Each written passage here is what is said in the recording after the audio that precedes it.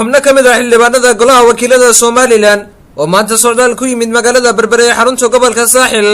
ayaa waxay xadhiga ka jireen xafiiska uu golahaasi ku yeelan doono magaalada Berbera waxayna sidoo kale dhagax dhigeen xafiis kale oo goluhu ka dhisan doono magaalada Berbera waxaana munaasabadaasi xildhibaanada ku weelinayay mas'uuliyiinta gobolka Saaxil iyo ka degmada Berbera iyo maamulka dekedda magaalada Berbera xildhibaanadii munaasabadaasi ka hadlay ayaa ka waramay ahmiyadda uu xafiiskan u leeyahay bulshada ku dhaqan magaalada Berbera gaar ahaan bulshadii soo dooratay xildhibaanadaasi golaha wakiilada Jamhuuriyadda Somaliland xildhibaanadan oo ballan qaaday in xafiiskan ay ku shaqayn doonaan isla markaana ay wax ugu qaban doonaan bulshadii soo dooratay sidoo kale waxa iyaguna soo dhaweeyay xafiiskan uu golaha wakiiladu ka furan doono magaalada Berbera maamulka gobolka Saaxil iyo ka degmada Berbera ahmiyadda ugu weyn ee xafiiskan uga sameysanaynaa waxa weeye baarlamaanku isagoo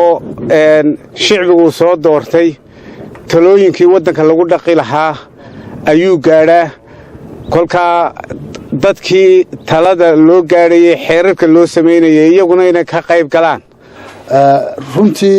xaruntan dadku in badan bay waxay iska weydiinayaan maxay ahayd xaruntan cusub ee laga furayo gobollada in yaroo sharaxaad haddaan ka bixiyo wixii kale waxa dhameeyey guddoomiyaha cali yuusuf baa dhameeyey waxa weeyaan xaruntan waxay noqon doontaa xarun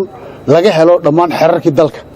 iyagoo hard copy ah oo ardayda jaamacadaha iyo dadka daneeyayaasha xeerarka iyo ciddii lagu dhaqeeyey intuba ay ka heli karaan ku dheeraan maayo xafiiskan waxaa naga maalgeliyey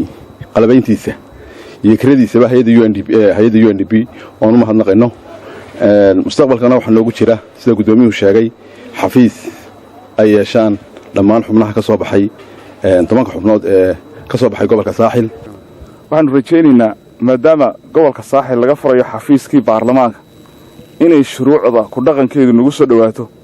aanu gacmo taagtaag iyo khilaafka nagu soo dhawaan baan rajaynaynaa waxaan noo farxad ah iyadoo degmada Berbera laga furayo xafiiskii baarlamaanka ee ku lahaan lahaa gobolka Saaxil waana soo dhaweynaynaa aad iyo aadna waan ugu faraxsanahay waa horumar ballaadhan weeye runtii aad iyo aad baan u soo dhaweynaynaa annaga ka degmahaan maamul degmahaan waxaa naga go'an inaanu hawshan baaxad leh runtii aanu galab galno intaasi kadibna xildhibaanadan oo ay weelinayaan maamulka gobolka Saaxil iyo ka degmada Berbera waxay u kicitimeen dekedda weyn ee magaalada Berbera iyagoona socdaal ku soo maray xarumaha ay ka socdaan shaqo maalmeedka dekeddu waxa halkaasina warbixin ka siiyay maareeyaha dekedda magaalada Berbera injineer Cali Umar Maxamed Cali Xorxor isagoo uga warmay hawlaha shaqo ee dekedda magaalada Berbera ugu dambeyntiina xildhibaanadan ka socday aqalka golaha wakiilada Somaliland ayaa shahaado sharafyo ku maamusay guddoomiyaha gobolka Saaxil Cali Maxamed Cilmi duqa degmada Berbera Cabdishakuur Maxamuud Xasan Cidin maareeyaha dekedda magaalada Berbera injineer Cali Umar Maxamed Cali Xorxor xogayaha fulinta dawladda hoose ee degmada Berbera Sayd Maxamed Cali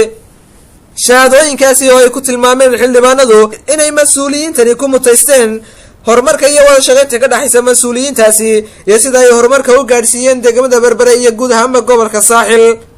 Khalid Xasan Nuur telefishinka madaxa bannaan ee Bulsha TV